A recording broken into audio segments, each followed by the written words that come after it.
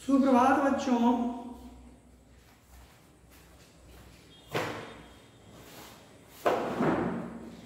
आप लोगों की पढ़ाई कैसी चल रही है?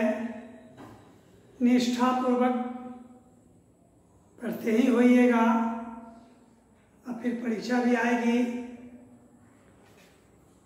तो अगर हमारी पढ़ाई में आपको कोई त्रुटि लगे, परेशानी लगे, दिक्कत हो, तो आप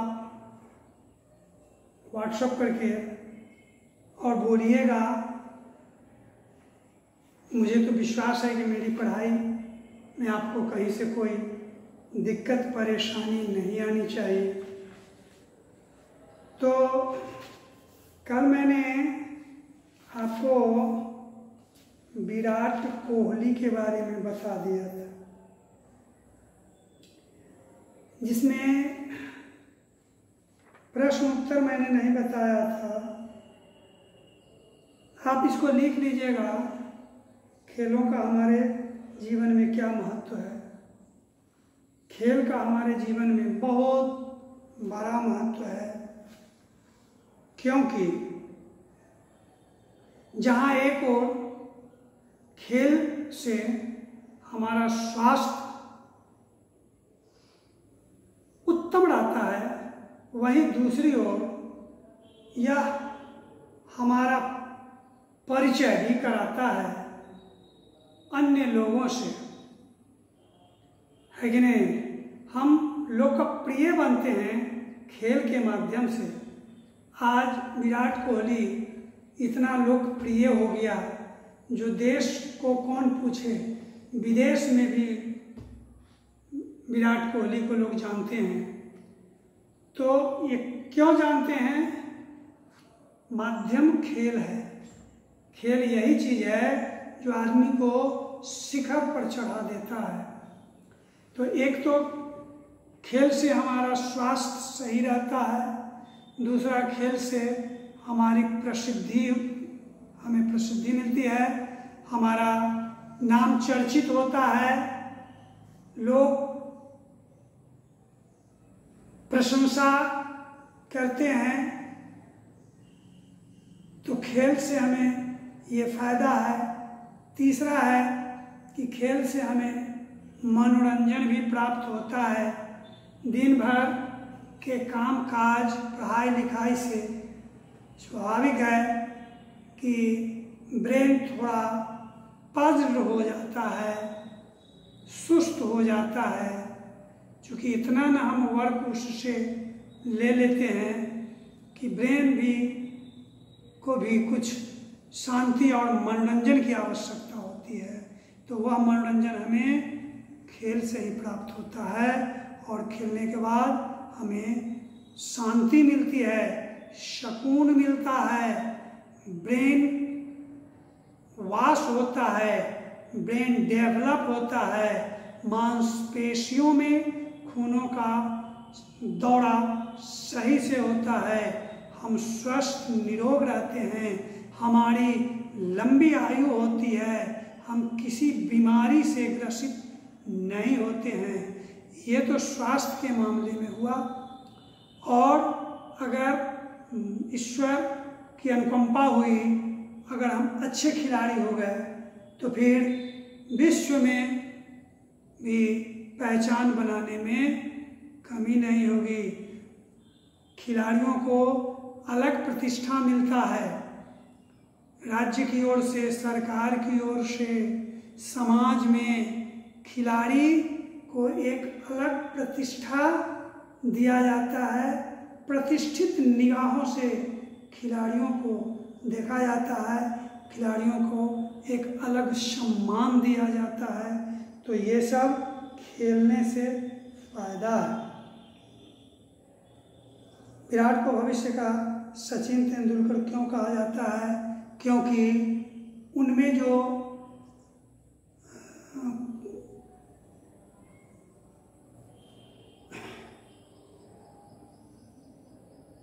उनके अंदर जो प्रतिभा है, उनमें जो एक जुनून है, जो खेल के प्रति समर्पण भावना है, नहीं, उनमें जो खेल के प्रति लगन है, आस्था है, विश्वास है कि नहीं, उन्होंने जो खेल के माध्यम से अपना एक रिकॉर्ड बनाया, इससे अनुमान लगाता है लोग कि यह भविष्य में सचिन तेंदुलकर बनेगा। विराट के परिवार के विषय में जानकारी दीजिए। विराट के परिवार के तो जानबे करते हैं, प्रेम कोहली उनके पिता थे, उनकी माता का नाम बोलबे किए थे कि कहीं से सर्च करके अपना देख लीजिएगा। और बचपन से ही ये क्रिकेट जगत से जुड़े हुए थे।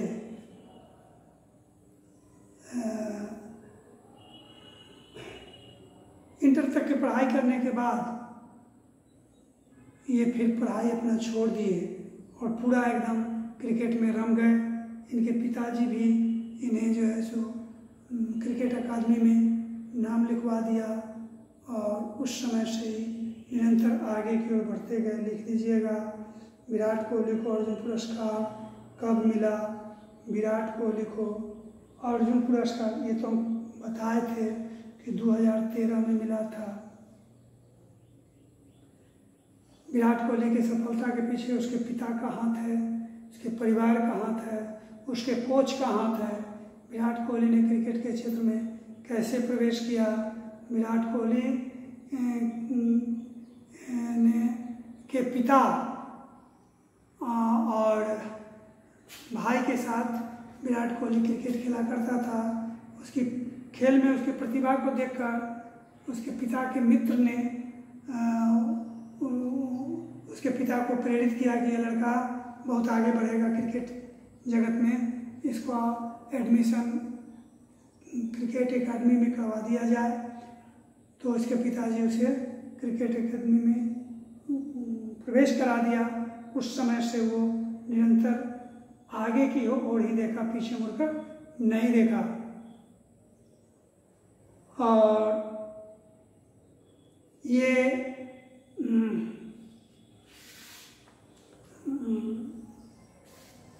अंडर 19 के जो क्रिकेट वर्ल्ड कप था उसमें भी ये दिल्ली में जन्मे विराट कोहली ने मलेशिया में अंडर 19 वर्ल्ड कप जीतने के बाद भारतीय क्रिकेट टीम में प्रवेश ले लिया। मलेशिया में वर्ल्ड कप जीतने के बाद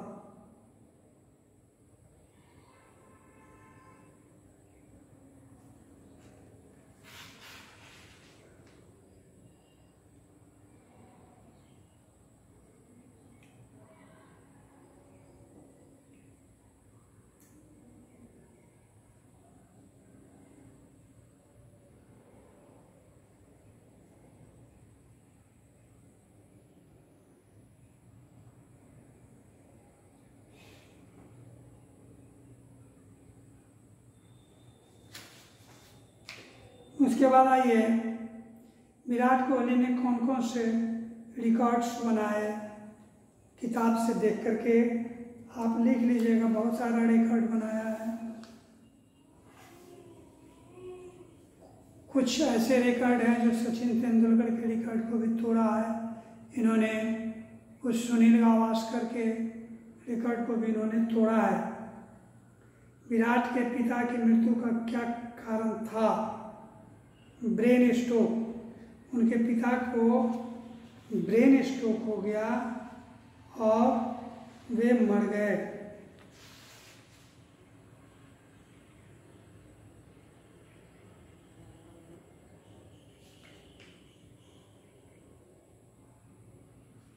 दो 2002 में विराट ने दिल्ली में कौन सा मैच खेला?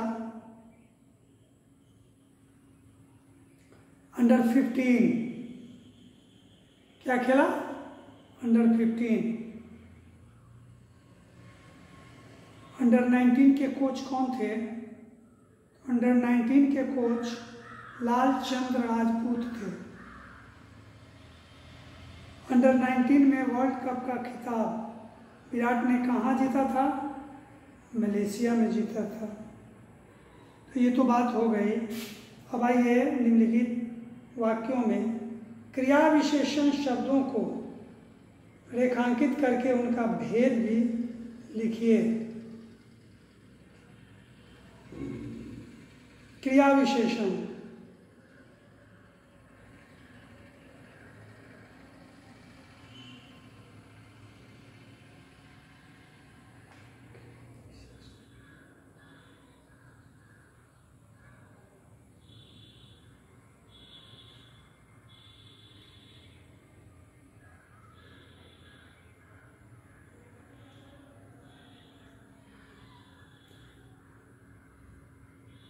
यहाँ स्थितिवाचक और स्थानवाचक में आ जाएगा। विराट आगे बढ़ते चले गए, आगे जो है ना क्रिया विशेषण है।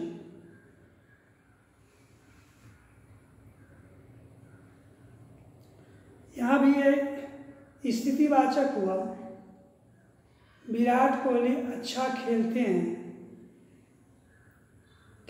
तो क्रिया हो गया, लेकिन अच्छा खेलते हैं तो क्रिया की विशेषता बतला रहा है। हाँ, तो अच्छा जो हो गया रीतिवाचक क्रिया विशेषण हो गया। उन्होंने लगातार 4 सालों तक वनडे क्रिकेट में 1000 से अधिक रन बनाए। लगातार 4 साल तक जो हुआ कालवाचक हुआ, है ना। 4 साल तक वनडे में अधिक रन बनाए, 1000 से अधिक, तो अधिक रन बनाना क्रिया हुआ, लेकिन इतना से अधिक हो गया, अधिक भी हो गया। इसमें परिमाण ये क्रिया विशेषण, तो इसमें परिमाणवाचक क्रिया विशेषण और कालवाचक क्रिया विशेषण। ऊपर वाला में स्थितिवाचक और स्थानवाचक क्रिया विशेषण, दूसरा में है स्थितिवाचक क्रिया विशेषण, तीसरा में है रीतिवाचक क्रिया विशेषण। तो इस प्रकार क्रिया विशेषण की पहचान करनी है और इसके भेद लिखने हैं।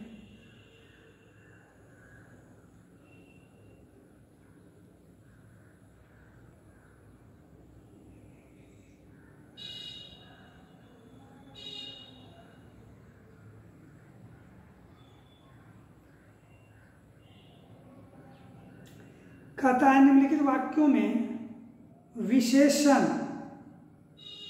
और क्रिया विशेषण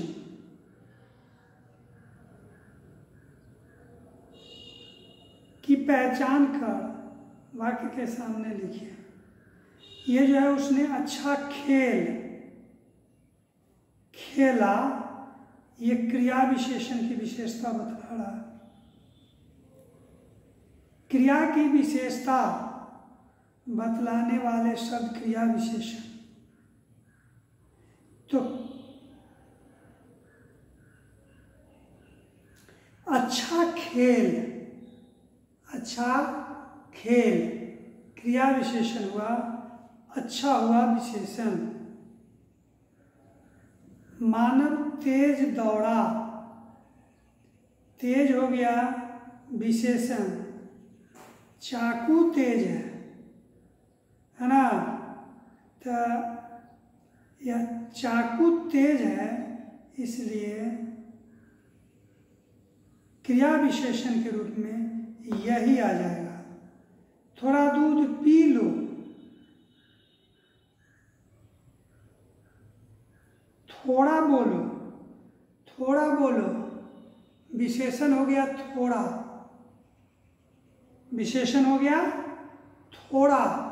बोलना क्रिया है और क्रिया की विशेषता है थोड़ा बोलो, थोड़ा हो गया विशेषण। है थोड़ा दूध जो हो गया क्रिया विशेषण हो गया। थोड़ा दूध पी लो, क्रिया है पीना, पीना हो गया क्रिया। क्रिया की विशेषता है थोड़ा दूध, तो थोड़ा दूध क्या हो गया? क्रिया विशेषण। समझे कि नहीं? मानव तेज दौड़ा, तेज हो गया विशेषण। यह चाकू तेज है, यह चाकू तेज है, तो यह चाकू होगा, लेकिन इसमें तो क्रिया है नहीं, क्रिया तो है नहीं। चाकू संज्ञा हुआ, तेज विशेषण नहीं, तो इसमें मानव तेज दौड़ा, यह चाकू तेज है।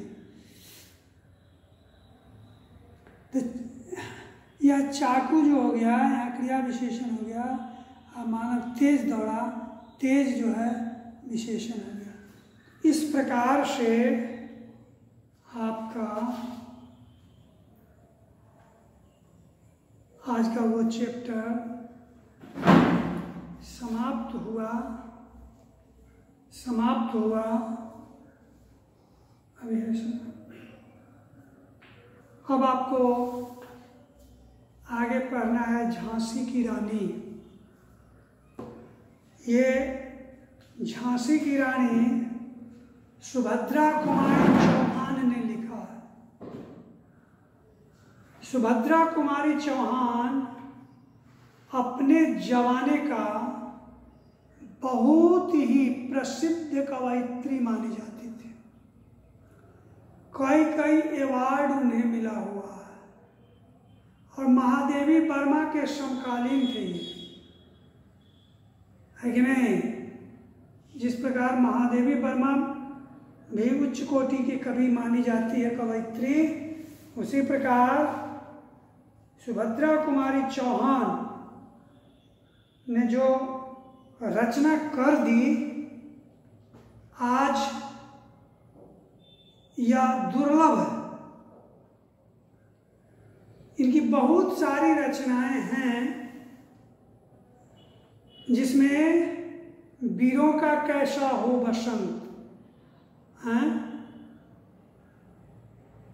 ये शीर्षक इन्होंने ही लिखी है। नहीं,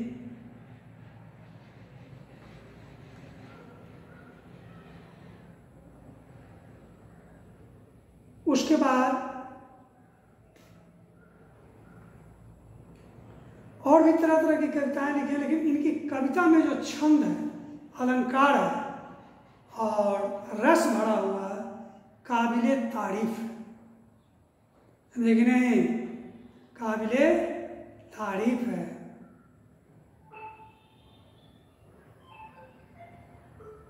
यही लिखे थे कि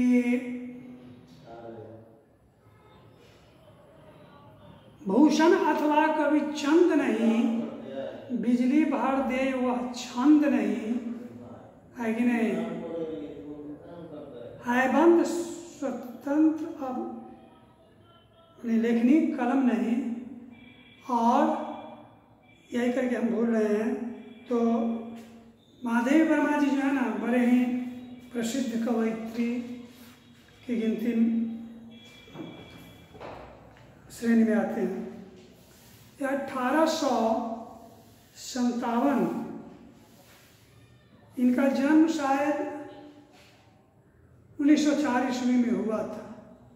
परहैप्स हमको जो अनुमान है, हो सकता है कि अनुमान आगे पीछे भी होता है, लेकिन 1904 ईस्वी में इनका जन्म हुआ था। 1857 की जो लड़ाई हुई थी अंग्रेजों के साथ, जो पहली लड़ाई हुई थी, हमने हिम्मत करके अंग्रेजों से लोहा ली, उसी के संदर्भ में महादेवी वर्मा लिखते हैं। सिंहासन हिल उठे, राजवंशों ने भ्रिकुटी तानी थी, बूढ़े भारत में भी आई, फिर से नई जवानी थी,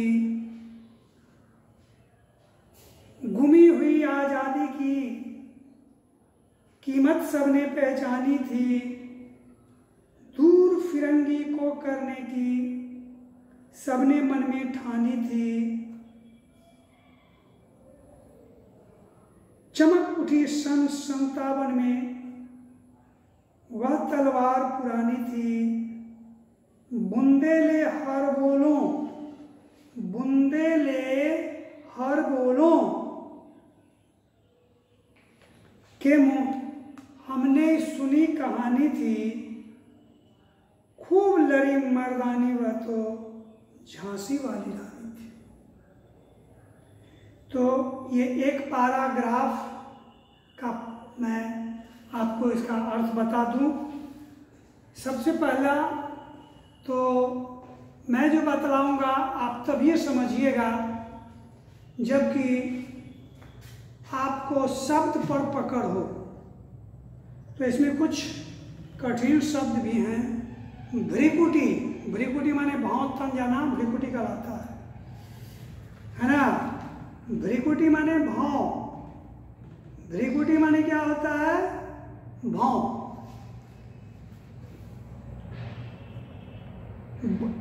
अगला है इसमें बुंदेली हर बोलो, बुंदेलखंड।